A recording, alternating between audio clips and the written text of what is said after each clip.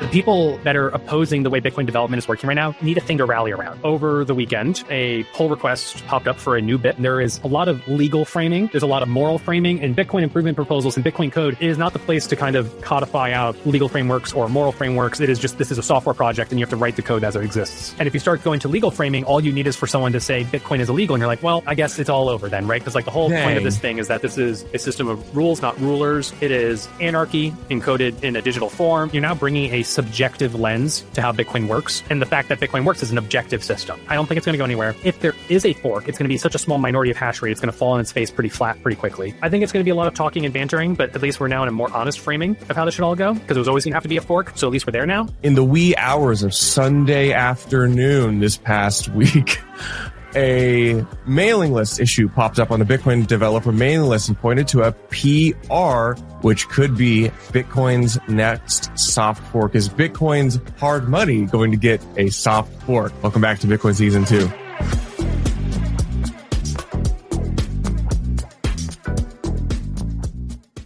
Okay, Rob, you're my dancing monkey. I bring you on whenever I need bigger technical chops because things have been moving pretty fast. This is a technical subject, but we need interpreters to figure out how to explain it less technically. Welcome back to the show. Thanks for having me. I know you have like a list of 7 people and they all said no. So I'm the only one left. So I'm happy to do what I can to help. Exactly. I don't want to have to go to my 8th person because it would just be Charlie with a mustache. That's right. That's right. Actually, let's just explain what this is, because I think nobody, like people as they're seeing this episode are probably seeing like the first news stories pop up. What is this and how does this fit into the filter debate?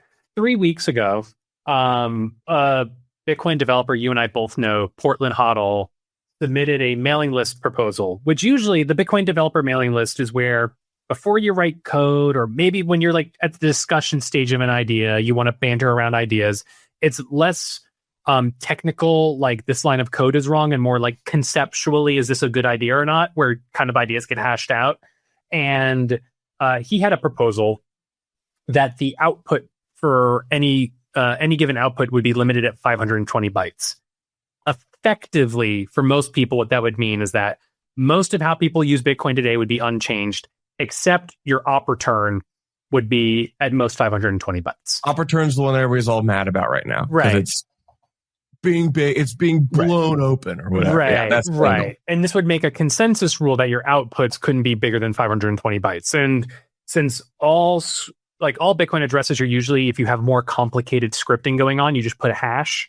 That's part of your output. So like it doesn't really matter for the way people use Bitcoin today. And so Portland, just as a way of like, at a consensus level, this is a way you could do to clean things up. It also stops things called DOS, denial of service blocks, which are part of like the Great Consensus cleanup. Which I had the last episode I had him on this podcast. He explained this. So shout out if you're really interested in that, go listen to that one. So.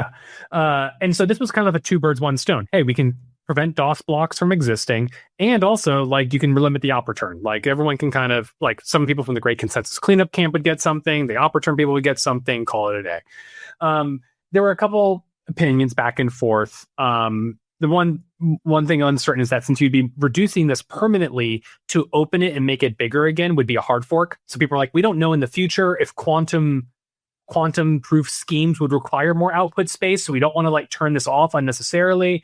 And so one of the replies though was Bitcoin developer and one of the BIP maintainer of both Bitcoin Knots as well as the Bitcoin BIP repo, LukeDashjr, had an email in the follow-up, basically kind of carry on saying like this, but also we should reduce like tap leaf functionality. We should remove op if from tap script, and kind of went down the list of like other things he would like added and to. those are like the popular ways of storing JPEGs. I mean, those are like there's the inscription envelope. Inscription like infinite ones, and these are like the top 5 most popular ones. Yeah. And so no one replied to Luke in that thread.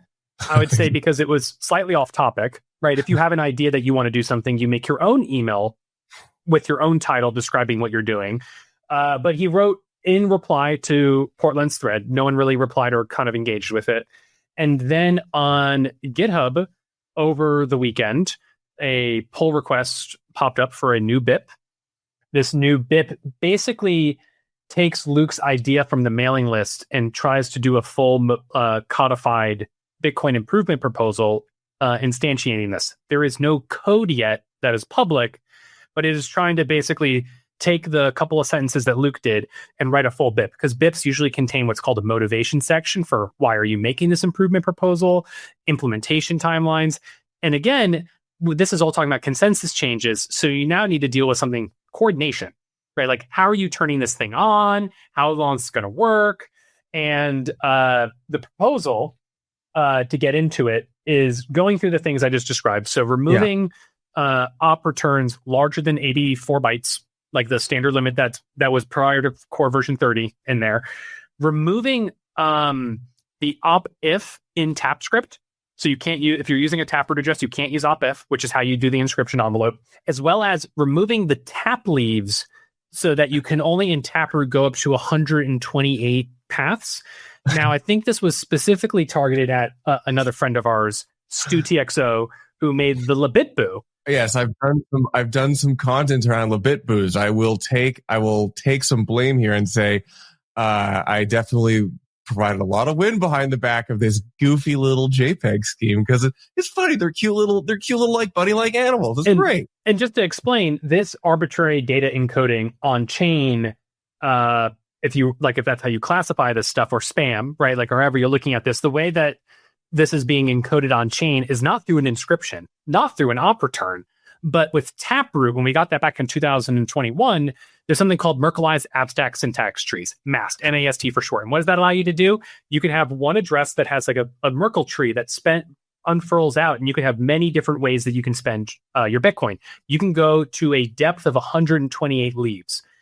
And when you spend from those addresses, you have to kind of walk down the Merkle tree and post data. So hypothetically, if someone, all of these hashes that you need to post to walk down the tree, when you put them together, looked like a JPEG, that's what Labitboos are. So you go to the bottom of the Merkle tree. So you're going 128 levels unraveling and putting this in what's called the control block of a Taproot address. And the control block being you're navigating which spending condition within the Taproot tree you're going to. Yeah. Another, I don't think explicit intended consequence, but something that does happen here, this inherently breaks all BitVM garbled circuit implementations. If you are only able to do 128 possible ways a given Taproot address can spend, you cannot, and I'm going to, at a high level, say I'm not deeply read in on this, but understanding that the way the fraud proofs work is that you take every single segment of the logic of the fraud system and you encode that, and you're able to prove that someone lied to you. You need every single segment of the code available for review and all of the permutations, which means you need the trillions of possible ways that you can actually uncode and unravel this. If you only have 120, you can't do that. So it also breaks BitVM. Okay, so let me pause you, because you haven't even gone through the list of the things that breaks, whatever. But we will come back to what it breaks. Are these trade-offs worth it? Maybe we won't even get that far. But okay, who wrote this PR? We don't know officially. So there is a new there's a new pseudonym that was on Twitter, GitHub, the mailing list, and now the Knots Discord. Yeah, and Bitcoiners we love pseudonyms. We think we encourage pseudonymity for Bitcoin developers, but Bitcoin does have a history of pseudonyms activating soft forks. So there was a pseudonym in 2017 called Shaolin Fry, who is the one who put forward the user activated soft fork code to actually activate SegWit. So this is actually somewhat of a time-honored tradition that an unnamed person comes forward that is able to do that. The name of this person is Dathon Ohm. Dathon Ohm. Dathom space OHM, like the Ohm electrical resistance. Which is their username. So resistance, right? So we don't know who this person is officially. I think someone would suspect that either it is with Luke's input or someone who is acting under the direction of Luke, because they took Luke's reply to someone else's mailing list thread as the jump off point to legitimize that this has reached to a level of kicking off with a BIP. I'll support this speculation. Any intuition would point that it's one of the few main characters that we often talk about and engage with on the subject of filtering. So it's, Dollars to Donuts, probably one of these folks. Dollars to Donuts, someone who is either employed by Ocean and not developer. I would say Dollars to Donuts, someone who's definitely has either written code specifically for Bitcoin knots, or someone who is a very loud vocal supporter about this stuff. And so there's a handful. I would say that if I listed off 6 names, there's probably an 85% chance I'm going to hit it with one of those 6 names. Yeah. But ultimately, it doesn't matter, right? At the end of the, you can understand their intention based on they wrote the code, but at the end of the day, put up the code. Now, the first thing I'd call out is there is no code yet. This is just a vibe post. So from there, where it gets more controversial is there's several things that are controversial. One, there is a lot of legal framing in the BIP. There's a lot of moral framing, and Bitcoin improvement proposals and Bitcoin code, strictly as software, it is not the place to kind of codify out legal frameworks or moral frameworks. It is just, this is a software project and you have to write the code as it exists. Yeah. And yeah, to just piggyback off what you said, like if you were to look through and read through the proposal, you would find 2 or 3 dozen references to like legal action or saying this could be legally problematic if these transactions get into Bitcoin, and also appeal to an ambiguous moral authority. That is unconventional for any, like, I would say, seriously considered soft or any kind of fork discussion. The word legal or illegal appears 23 times in the BIP. Okay. Yeah. Which is a lot. Which is a lot. I haven't done a look at all of the other ones. I haven't seen it. The word moral comes up 9 times. Okay. So there's a couple branches to walk off here, right? So someone is basically making a code change proposal, but not with code yet. They're saying that they're working on the implementation. It explicitly says to do in there. They've apparently started writing some code. Now, there's a couple problems with this. I think just as a general observation, the inclusion of legal and moral framing of this is problematic. Just because, as I said before, Bitcoin as a software project, the merits of the software project should exist as is. And if you start going to legal framing, all you need is for someone to say Bitcoin is illegal. And you're like, well, I guess it's all over then, right? Because like the whole point of this thing is that this is a system of rules, not rulers. It is anarchy encoded in a digital form. It is permissionless. And the moment you start citing legal theories, it just becomes more complicated, right? So I think just from a baseline framing, it is a losing framing to start those arguments. Additionally, a lot of the legal stuff is talking about how if illicit content of different types could appear on chain, independent of the fact that that stuff has already been put on Bitcoin forever. Bitcoin does not natively support like file exploration. If you download your blocks, like everything is kind of like garbled on your own disk anyway to prevent virus scanners from seeing snippets of Bitcoin data and thinking that it's malware.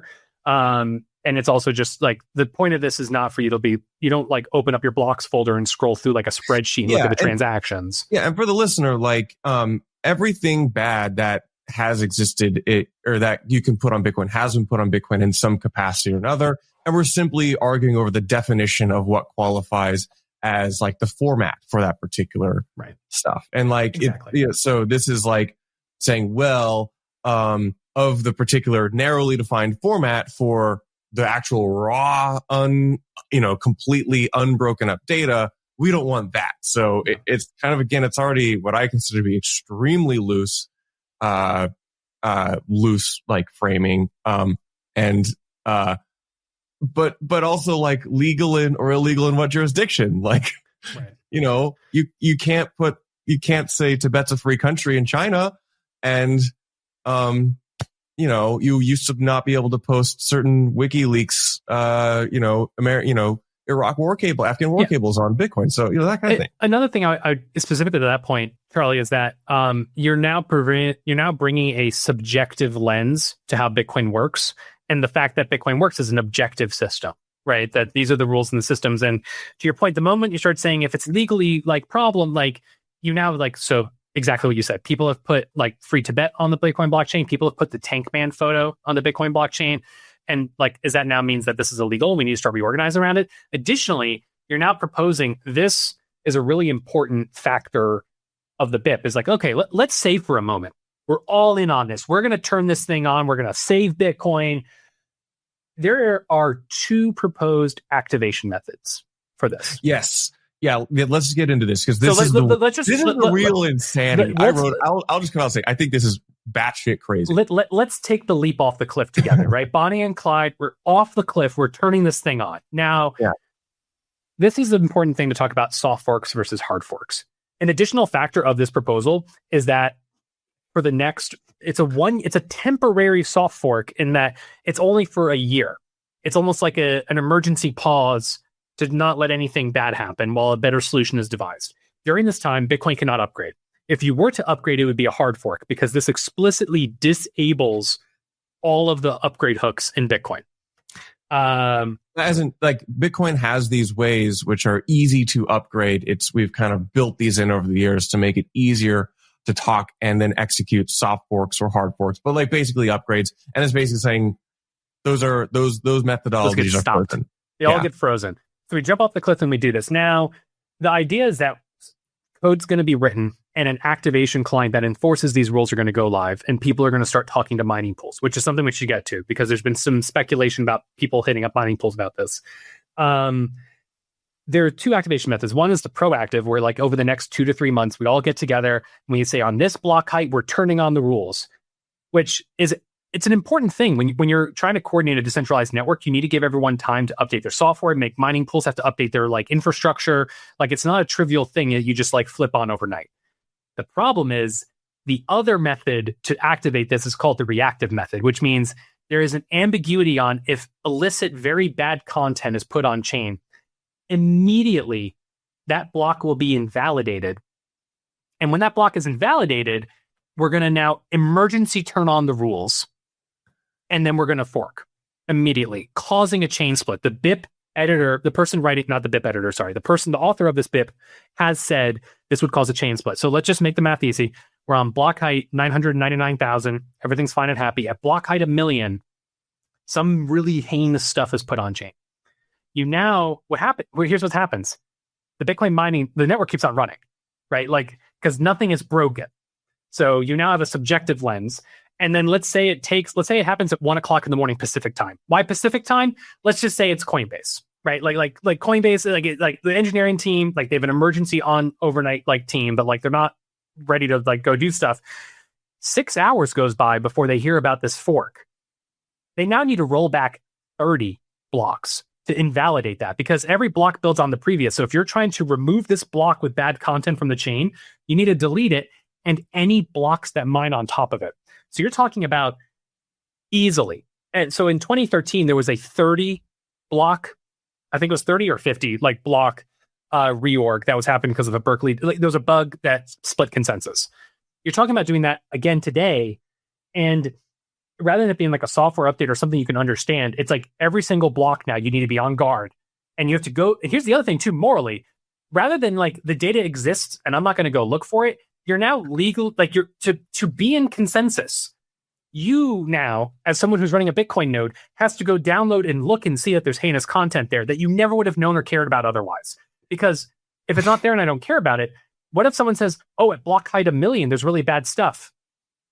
Am I just going to trust another person told me that? Like, is it like if it's don't trust verify, which is the whole point of Bitcoin, is if it's a software stack and this rule says if bad content is put on there, you then fork, you're now making me as a person go and look for really bad content on chain to look at it, and then I have to go fork. Although I can't just take your word for it. If you're Charlie, like Rob, like there's really bad content, you need to. There's a picture of a hamburger on block 1,000,000. Hamburgers are illegal, and so now you have to go like decode and like. And okay, Charlie. Picture of hamburger to like legal compliance, maybe too. If you're talking like Coinbase, yeah. And like, but you're making me look at it, and like, I can't take your word for it because you're asking me to fork off the network. I'm not going to do that with my node unless I know I absolutely have to, right? So that's a whole quagmire of something. And then on top of that, like Coinbase doesn't want to do it if Binance is going to do it. It's not going to do it if Kraken doesn't want to do it. So like, they all now have to kind of be in a group chat to like coordinate an arbitrarily morally defined assessment of what's illegal, because what if Binance, a primarily Chinese company, doesn't wants to fork because it's free to bet?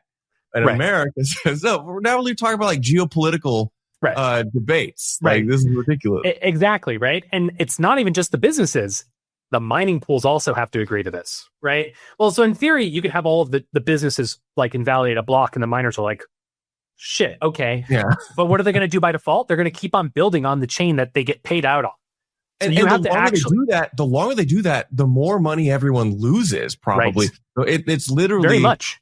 Yeah, it gets to be like, if you think about the game theory, it's not just like, okay, we don't want this picture of a hamburger and block 1,000,000. It's like, now we're 6 hours into it. That 6 turns into a day. Now we're talking tens of millions of dollars in just mining revenue. All exchanges freeze deposits and withdrawals during this, right? Like you can't actually transact anything because you don't know with certainty if someone deposits to you. Here's the other thing.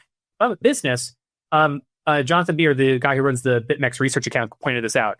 I could put illicit content on chain, and then the next block send $1 million to Coinbase, sell the Bitcoin, get dollars, take the dollars out, and then the chain rolls back.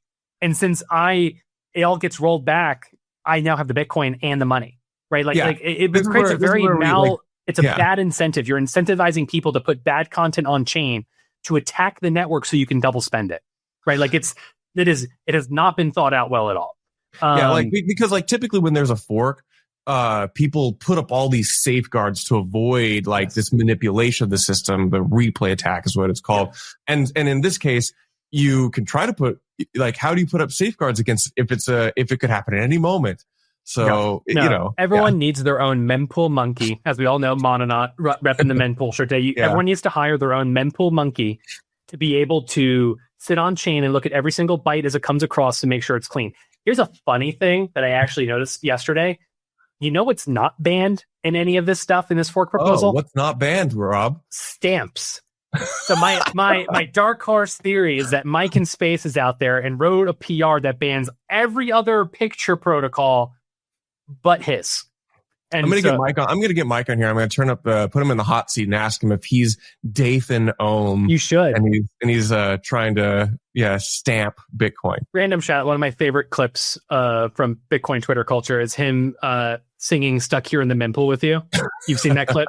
It's so good. So good. But anyway, so this is all complicated, but also mining pools. So overnight, Chun, our space Bitcoiner, the one who flew up in the with SpaceX for the polar exploration. He's been every country. He's going to go to Mars eventually. He's got more money than God himself, or Bitcoin at least. He runs F2 pool, very long time running pool. They're about 12% of the network hash rate. And he said, we're not running this. So you already have, and so the proponents of this have said, while it may cause a chain split, it won't cause a permanent fork because everyone will just coordinate and agree to our rules. The thing is they can't make everyone do that. So you're going to have two chains. You're going to have the chain. You also have to stop the network and freeze it for a while you do this coordination, start mining again. If you get a fraction of the hash rate to move over with you, you go from 10-minute blocks to hour-long blocks. And you have to go feed through multiple difficulty adjustments. We saw this with Bitcoin Cash in 2017. When they forked off, they had to actually do a hard fork because they had to add something called the emergency difficulty adjustment, which said if a block hadn't been found in a certain amount of time, you can emergency drop the difficulty.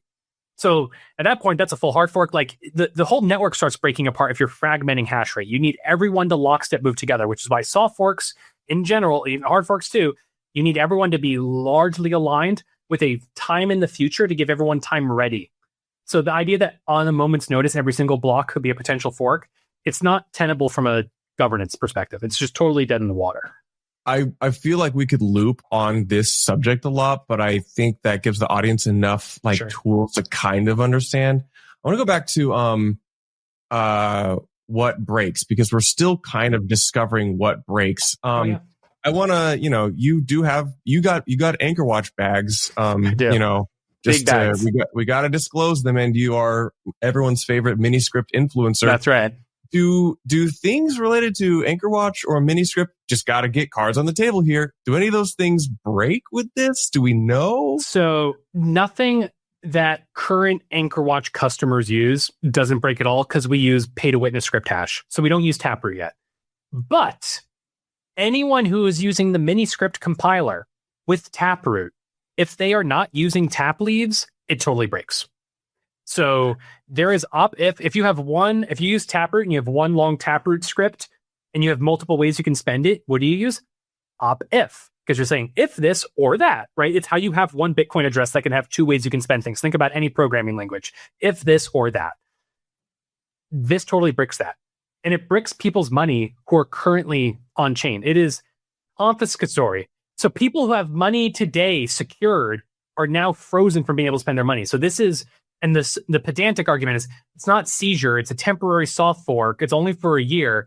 The whole point of Bitcoin is that it's my money and I can use it whenever I want. You can't tell me I can't, right? So this is explicitly violating user space, as it's called in computer development. You are going into where users have expected guarantees of how the software operates, and you're removing it from them as well. It's like temporary quantitative easing. That, you know, we're only going to temporarily seize your money at the network level. This is people who've been using Bitcoin as money, right, using the existing tools and techniques that Bitcoin offers to help them program the security of their money. And this particular proposal would freeze those. Yep.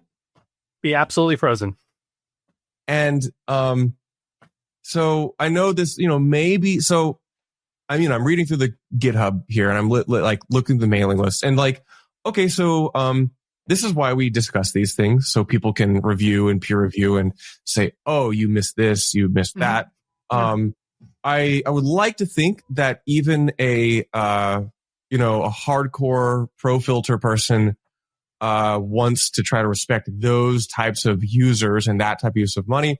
So maybe there could be, and you see this, Dathon, the account which put this PR, said recently just posted on the mailing list this morning, this is Tuesday morning, okay, going to go back and maybe work on the draft of this, maybe update that, maybe implying trying to reduce some of those conditions. But Rob,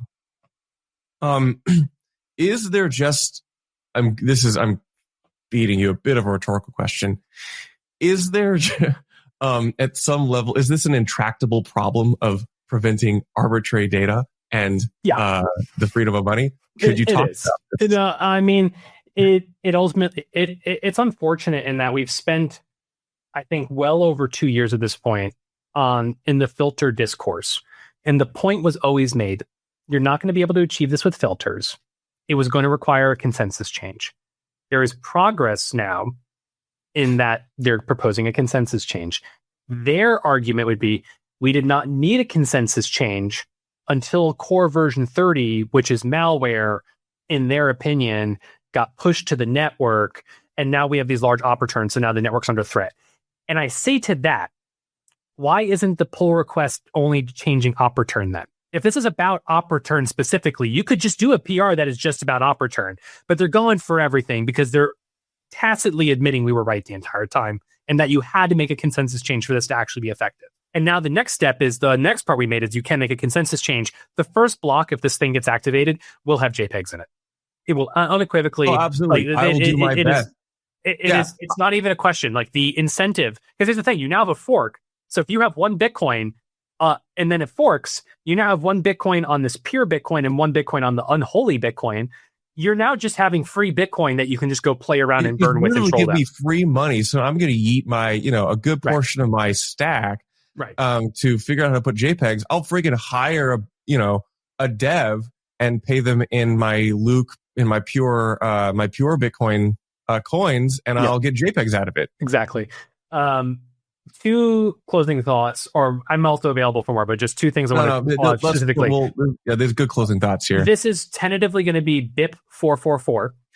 This was a little bit of the controversy around Luke is the original editor and maintainer of the Bitcoin improvement, the BIP repo, the Bitcoin improvement proposal repo. So people thought he was maybe self-assigning himself a number. It turns out John Attack, who's a great Bitcoin developer, in the internal notes already had that number working. So it seems like it's moving in that direction. Unfortunately, 4 sounds like death in Mandarin.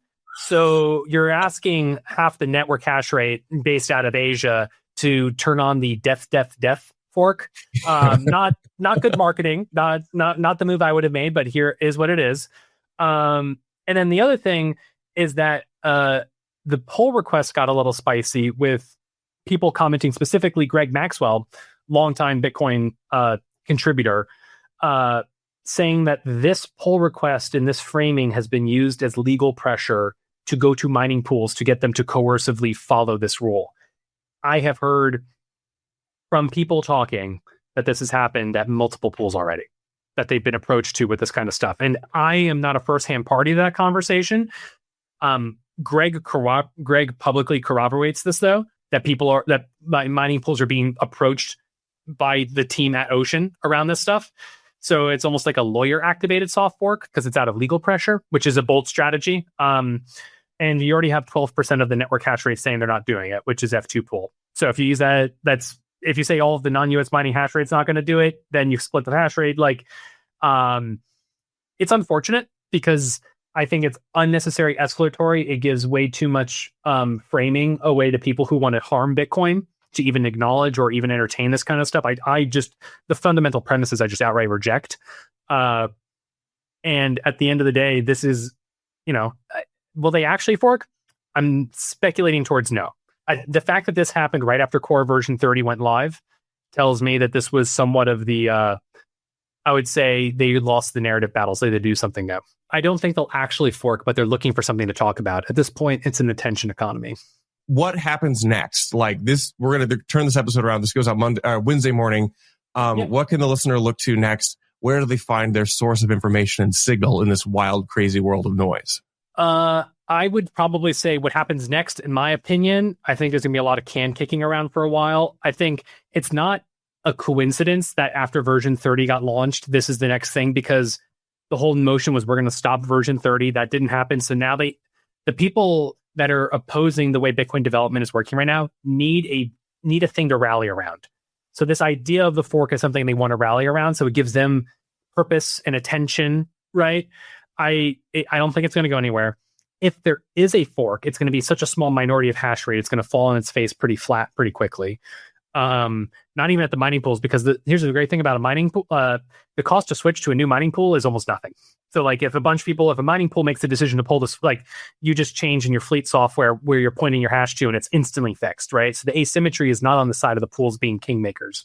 I think it's going to be a lot of talking and bantering, but at least we're now in a more honest framing of how this should all go. Yeah. Because it was always going to have to be a fork. So at least we're there now. Yeah, that's kind of weird. It's like it took 2.5 years to get to what I consider to be an honest framing, which is thanks. You put up a soft fork proposal that was always going to have to happen. Now we can actually argue about it. And I still think it's really dumb, but I'm glad you at least proposed. It took 2.5 years. We knew within 2 weeks that it was going to have to require a fork to stop. Like I easily can pull up conversations from 2023, easily early 2023, that we were joking about this stuff having to be a fork. Yeah. Where to keep your eye on your news? Blockspace Media. Maybe a pretty good spot, I would just say. Rob's Twitter handle. Yeah, my Twitter handle, Rob One Ham, ROB, the number one HAM. So Twitter would be a good spot. If you're interested, you can go to the Bitcoin developer mailing list. You can just type into Google Bitcoin developer mailing list. You should see that in there. You probably could find the GitHub pull request. I'd advise just watch. If you're gonna participate, be polite. Like you don't need to be aggressive or aggro or anything. But I would say if you're just learning about this stuff, just reading through, you can look through all the comments and all the things yourself. Those would be the big places: the mailing list, the GitHub repo, Blockspace Media, Twitter handle. Yeah. Thanks. That's it. See you all next fork.